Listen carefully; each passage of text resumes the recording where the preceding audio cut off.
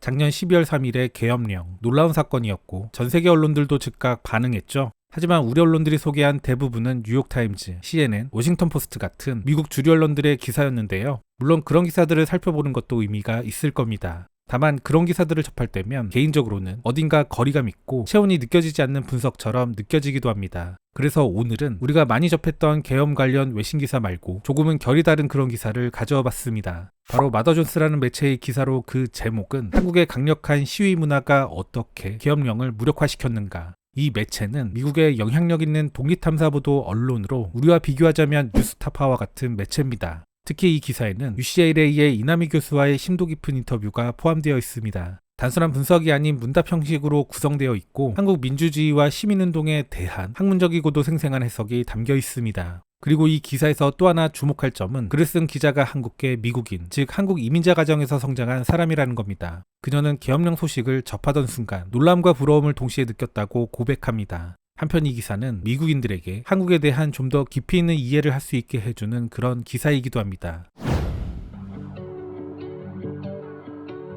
지난 화요일 윤석열은 세계를 충격에 빠뜨리며 반국가 세력으로부터 대한민국을 구하기 위해 계엄령 선포가 필요하다고 밝혔다. 이 조치는 즉각적인 혼란을 불러왔고 놀란 국회의원들과 수천 명의 시민들이 계엄령에 항의하기 위해 거리로 나섰다. 몇 시간 후 국회는 만장일치로 윤석열의 결정을 철회시켰다. 약 7,000마일 떨어진 곳에서 지켜보는 한국계 미국인으로서 그 장면들은 보기 드물게 공감과 자부심을 동시에 불러일으켰다. 드물다고 표현하는 이유는 나의 부모 조국과의 관계가 다소 복잡하기 때문이다. 아버지는 19세에 이민 와서 학교와 판금 공장에서 인종차별을 겪은 탓에 내가 한국어를 배우는 것을 꺼려했고 어머니는 여전히 자신을 한국인이라고 생각하며 미국을 국제적 불량배라고 가르쳤다. 결국 아버지의 영향력이 더 컸다. 나는 서울을 여러 번 방문했지만 한국어를 하지 못하고 전 세계가 점점 더 열광하는 한국 대중문화에도 전혀 관심이 없었다. 이런 개인적인 배경 속에서 나는 윤 대통령의 맞선 시위에서 예상치 못한 흐름을 즉시 감지했다.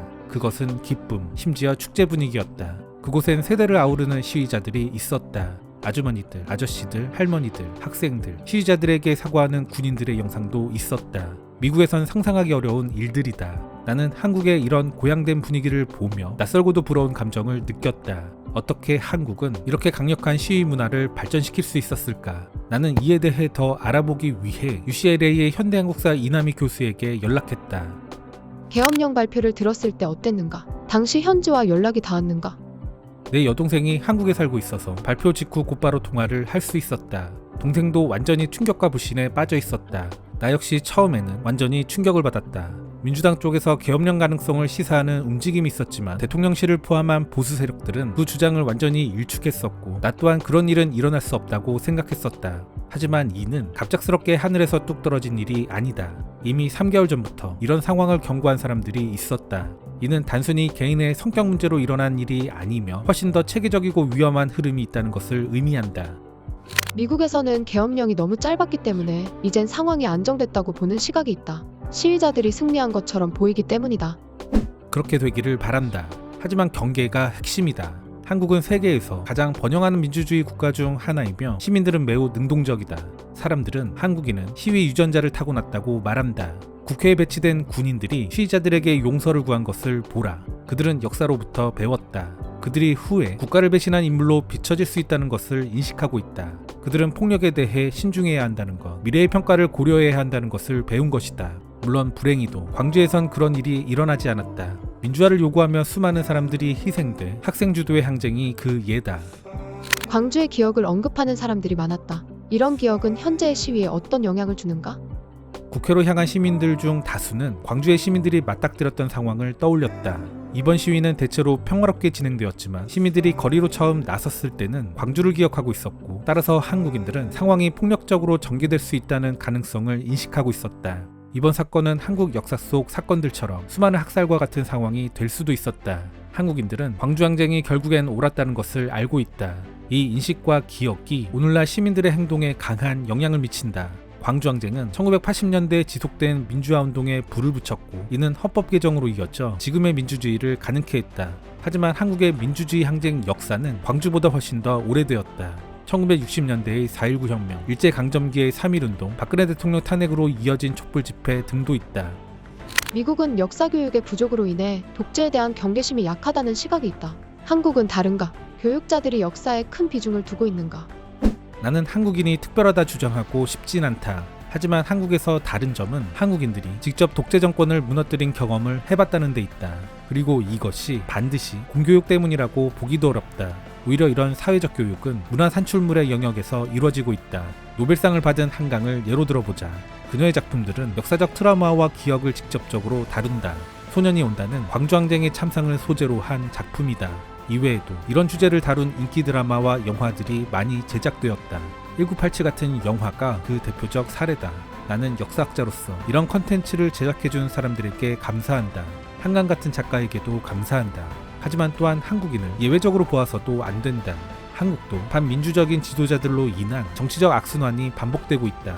다만 최근까지 이어지는 역사적 트라우마의 기여, 그리고 그보다 더 중요한 성공적인 항쟁의 경험이 한국의 높은 정치의식과 각성에 근간이 된다고 본다. 한국에 6번 방문했으며 그중 3번은 성인 시절이었다. 매번 서울에선 시위가 일상적이었고 특히 노인들의 참여가 인상 깊었다. 이는 많은 미국인이 갖고 있는 동아시아인은 조용하고 수능적이다라는 고정관념과 반대되는 모습이다. 조용하다니 그건 사실과 전혀 다르다. 한국은 식민지 시절부터 이어진 긴 시위의 역사를 가지고 있다. 3.1운동이 대표적이다. 그때는 SNS조차 없던 시절이었다. 중요한 역사적 순간마다 한국인들은 시위의 최전선에 있었다. 한국은 각 세대가 당대의 시위 중심 사건을 기준으로 불릴 정도다. 유신 세대, 386 세대 등이 그 예다. 이번 시위는 축제처럼 보인다. 그렇다. 하지만 이는 1980년대의 시위 문화와는 큰 차이가 있다. 그때는 많은 이들에게 시위 참여가 생사를 건 일이었다. 신문 중 성폭력, 전투경찰의 극심한 폭력, 사복정보 요원들의 탄압 등 잔혹함이 가득했다.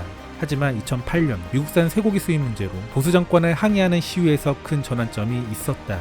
당시에는 노동조합이나 운동단체뿐 아니라 유모차를 끄는 엄마들, 동호회 회원들, 건강을 우려한 시민들까지 시위에 동참했다. 그때부터 한국 시위는 완전히 달라졌다. 이후 박근혜 퇴진을 요구한 촛불 집회에서도 가수들의 노래와 공연이 어우러지는 축제 같은 시위가 다시 등장했다. 이번 기사는 단지 한국 정치에 대한 해석을 넘어 한국을 바라보는 외부 세계의 시선을 담고 있습니다. 특히 미국 내 한국계 이민자의 눈을 통해 본 한국의 시위 문화는 서구 사회가 흔히 갖고 있는 동아시아는 수능적이다 라는 고정관념을 정면으로 뒤집는 사례로 소개되고 있습니다.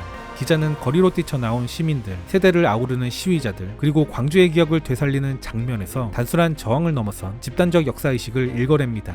세계는 이런 부분들도 주목하고 있는 것이죠. 내란의 종식이 가까워지고 있습니다. 아무쪼록 이 거대한 혼란의 시간이 빨리 지나가기를 간절히 바라봅니다.